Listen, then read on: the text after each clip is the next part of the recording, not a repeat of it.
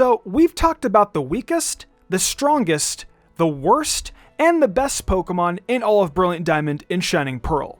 And a lot of them are objectively great. But what Pokemon get too much attention? In today's video, I'm going to break down the top 10 most overrated Pokemon in Brilliant Diamond and Shining Pearl. Note that this is definitely more of a subjective video on my end, but I feel as if I have some sound reasons for why I chose them. It's mainly under the perception of some Pokemon being much less desirable to use compared to how people treat them as if they're godsent. Definitely let me know in the comment section below Pokemon you feel are completely overrated in BDSP. Before we actually get into the meat of this video, I really do have a sponsor today. It's everyone's favorite, Audible. So, just in case you're at all out of the loop, Audible is a service provided by Amazon, which has really set the standard for spoken word entertainment and audiobooks, really blazing a trail for their future, all while being the top option in the industry. They've got everything on the service, from recently released books to absolute classics, along with a few audiobooks that just might help you accomplish some personal goals. However, if it's original content like podcasts that you're truly into, well,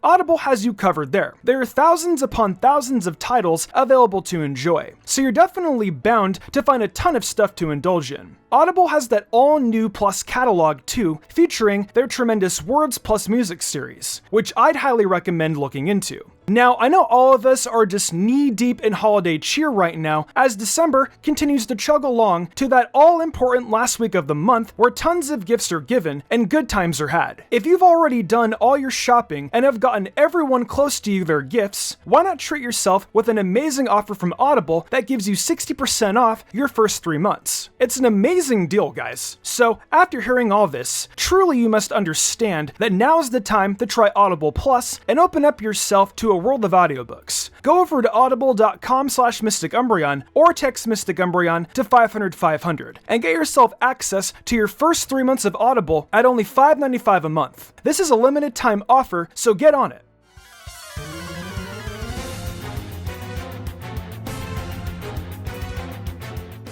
Our number 10 Pokemon on today's list is probably a Pokemon a lot of you guys wouldn't expect me to have mentioned, but it's none other than Crobat. Crobat feels like it'd be perfect for an updated Sinnoh region, especially with the new fairy typing, right?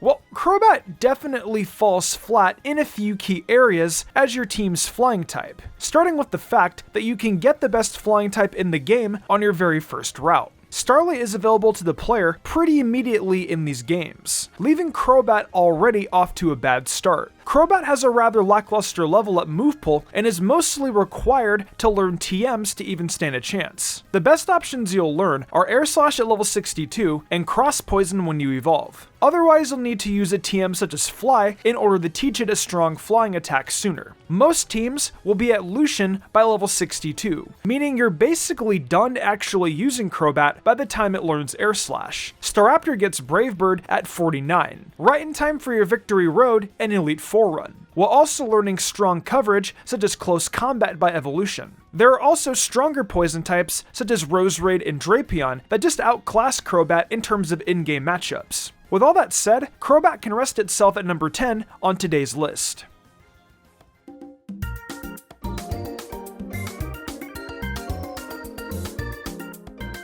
Our number 9 addition is a Pokemon available thanks to the Grand Underground being Absol. Absol definitely is a fan favorite, however it's also extremely lackluster. It has pretty weak stats overall, and with Mega Evolution no longer existing in-game, you won't even have Mega Absol to buff its really low base 70 speed. Your level up moveset is at least passable thanks to Knock Off and Sucker Punch. However, your coverage from here goes down significantly. Most of Absol's best physical attacks are locked to egg moves, sadly, which means you're most likely not utilizing a lot of its stronger coverage, such as Zen Headbutt and Play Rough through your in-game journey. The worst part about this too is that Absol actually has a wide amount of special coverage that it struggles to use. Absol has a pitiful 75 base special attack, so if you really wanted to hit more than Psychics or Ghost, you need to dip into this a bit to expand your move pool. This leads Absol into some very unideal scenarios where you're going to be doing 50% with a super effective attack, only for Absol to just get beaten anyway. There's definitely other dark types you can utilize too, such as Drapion, that outclass Absol. However, we also have a couple of worse dark types, such as our number 8 option on this list.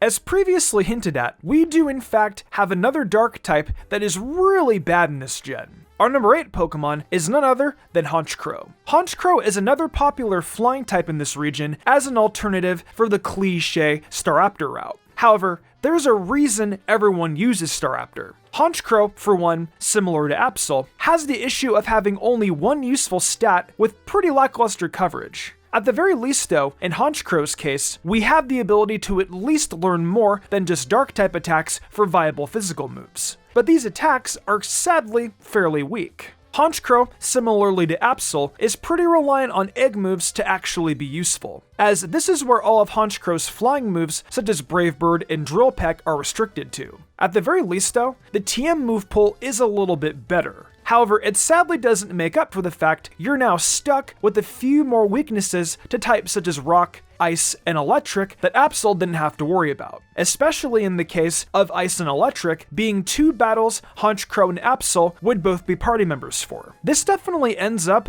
only hurting Haunch Crow's case even more, especially when our flying type alternative, Staraptor, actually has a strong matchup against Candace due to close combat. Haunch Crow basically is Absol, but it has two types, where it's one of the most lackluster choices for your journey, which is why it sits pitifully at number 8 on today's list.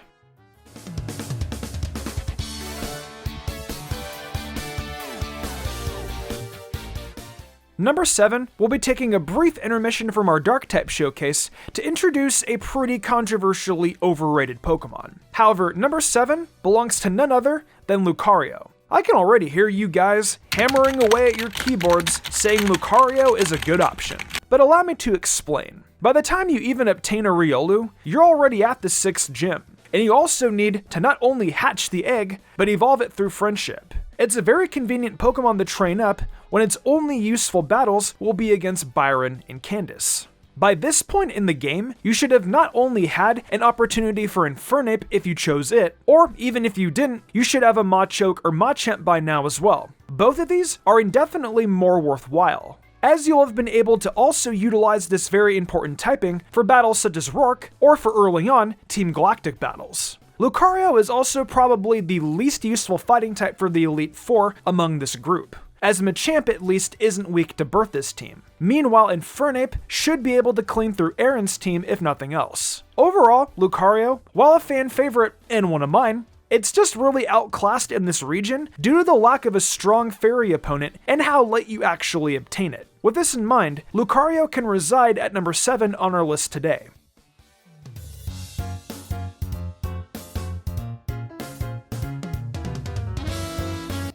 Now we're back to the Dark-type show, with another Pokemon I'm sure a lot of you guys used on your journeys being Houndoom. Houndoom has definitely got a lot of glory, even for myself included in the early days of these games. However, now it's time to definitely knock this Pokemon down a peg or two. While Houndoom has strong matchups against multiple gym leaders and Elite Four members, Houndoom at the end of the day just has a very lackluster stat line that makes even its good matchups harder than they need to be. With 95 base speed, while you aren't exactly slow for the Sinnoh region standards, you're also not really that fast either. With this, in addition to your lackluster bulk, Houndoom is definitely in for a handful trying to carry a team through some of these important battles, such as Gardenia and Fantina's gym. Houndoom definitely feels like it's been hyped up to such a huge degree because Rapidash truly is just that bad of a fire type if you don't choose Infernape.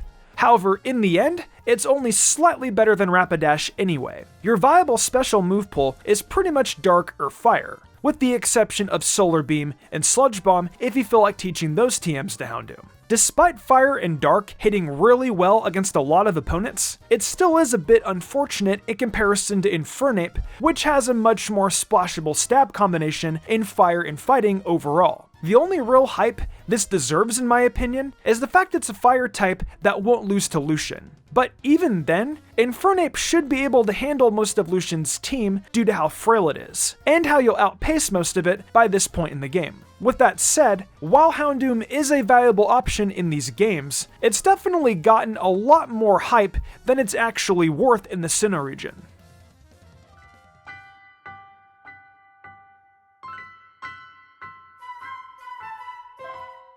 Starting off with our top half of today's list, we're also finally going over the most overrated dark type among the list, being Weevil. Weevil is basically the worst defender of every issue we've covered for Pokemon on our list so far, starting with its very late encounter. You're obtaining a Sneasel around the 7th gym for the first time, which means you'll miss out on battles such as Gardenia, Fantina, and a lot of early Team Galactic battles where this could have shined. You're basically catching this to use it against Lucian and Bertha. But even Bertha has options such as Golem and Sudowoodo that can be used around this Pokemon. Not only this, but Weevil has an atrocious move pool through level up. Your best ice attack will end up just being Ice Shard. Meanwhile for Dark, your best option is Night Slash at level 60. Your strongest attack before level 60, such as Brick Brick, in order to do any actual damage to opponents, since your special attack sits at a horrible base 45. Weevil has a lot easier of a time in competitive, where it'll have things such as egg moves to assist its damage. Meanwhile, neither Ice or Dark offer much to your team in-game, especially at this late in your journey.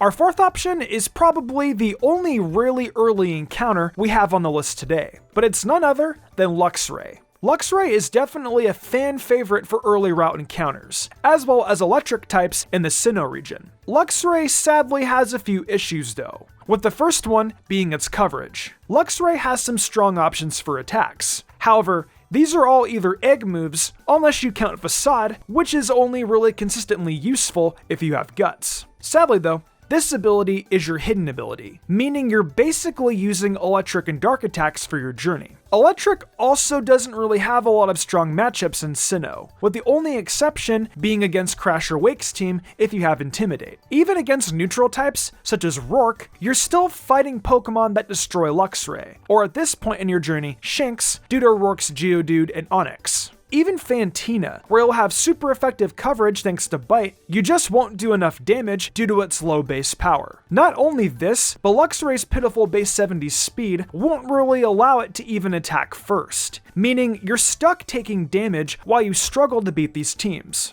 With that said, Luxray sadly just doesn't really hold up to most battles in this generation. Its best quality definitely comes from its design. But sadly, design only helps so much when trying to beat a Steelix.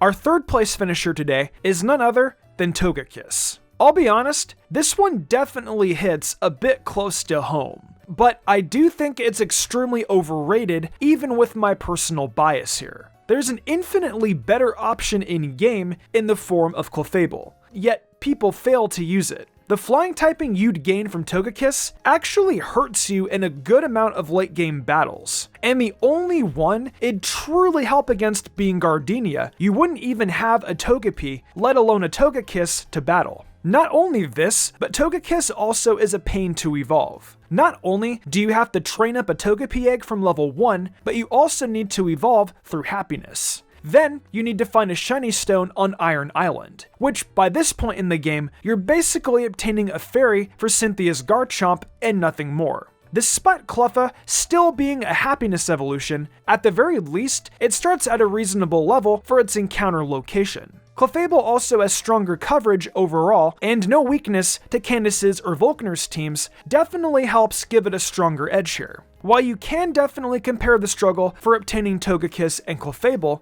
I don't think Togekiss is a significantly better Pokemon. Just because you can find the shiny stone at a point in the game, and having a fairy type is really not that useful at all. If you really want the most useful fairy type anyway, just take a bit to catch a Marill in the Great Marsh with huge power, as this helps out with a few battles such as Byron, Candace, Bertha, Flint, and Cynthia's teams. With that said, stop using Togekiss. There's far greater options.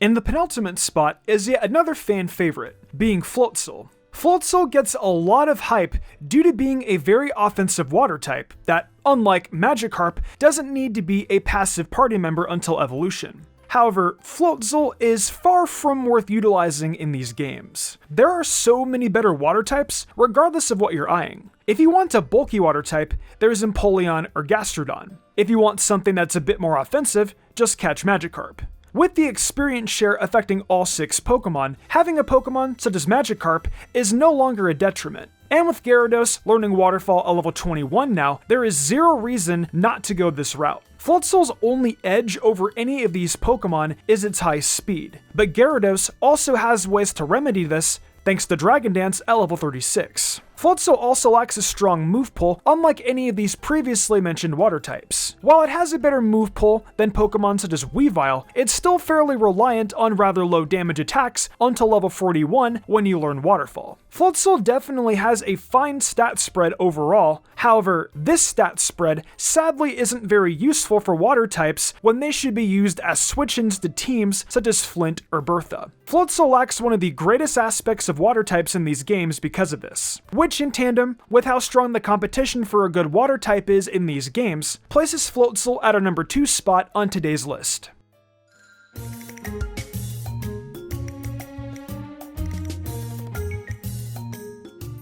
So, what Pokemon ended up taking the top of today's list? The number 1 Pokemon on our list today is probably one of the most popular Sinnoh Pokemon, yet by far the most overhyped, being Garchomp. Garchomp is definitely a powerhouse, with strong attack as well as speed, and a monstrous typing in Ground and Dragon. However, Garchomp really is only useful as a Garchomp. Gible and Gabite lack things such as strong stats and powerful attacks that Garchomp would provide, and you'll sadly be stuck using them until around Volkner's Gym. Sadly, this level 48 evolution means you'll really only get use out of it very late in your journey. Yet by now, you should have had access to a far stronger ground type for your playthrough, being Gastrodon. Thanks to its natural recovery as well as its strong coverage, Gastrodon is able to solo a lot of important late game battles such as Byron, Volkner, Bertha, and Flint, while still putting up a fight against battles such as Cynthia. Garchomp definitely feels like it's shoehorned on a lot of in-game teams just because it has a cool design and it's a pseudo-legendary. However, it's really hard to actually train this Pokemon up to a stage it's worth that usage. Being a pseudo, you'll spend a very long time grinding this up due to its slow experience growth rate. Even if you want a head start on grinding this up, you'll need to beat Byron's gym to start using Strength, as it's used to encounter Gible in the first place. Because of this, your Gible will also be around level 24 when you obtain it, which is significantly underleveled for this point in the story. Even if you wait until it starts appearing in the Grand Underground after your 7th gym badge, you'll still have to level up a Gible that's in the mid-40s. This task will prove rather difficult, since you're either stuck with a long wait with it in the back of your party, soaking up the experience share, or you're stuck battling with the level 42 Gabite, which can barely damage what it's battling due to its low stats. Overall, even for pseudo standards, Garchomp is grossly overrated, and you should stop using it on your in-game adventures. Well, that's the end of our list for the top 10 most overrated Pokemon in Brilliant Diamond and Shining Pearl. What do you think? Be sure to let me know in the comments below what Pokemon you think are the most overrated. I'm really curious as to how you all feel about certain Pokemon. Hey guys, thank you for enjoying another Mystic Umbreon video. It's exciting times for the Pokemon franchise, and I look forward to the coming months where it just keeps getting better. I want to give a huge thanks to my phenomenal team, and for the amazing art done each week by Danny the Demon. I couldn't do all of this without them. If you guys are wanting some more bite-sized Mystic Umbreon content, please check out my TikTok, where I upload daily, as well as the Mystic Umbreon Shorts channel. If y'all enjoyed the video and want to see more content like this, be sure to leave a like, subscribe, and hit that notification bell. Be sure to leave a comment too. It really helps us out. I think it's time to wrap this up though. I'm Mystic Umbreon, and I'll see you next time with some more amazing Pokemon content.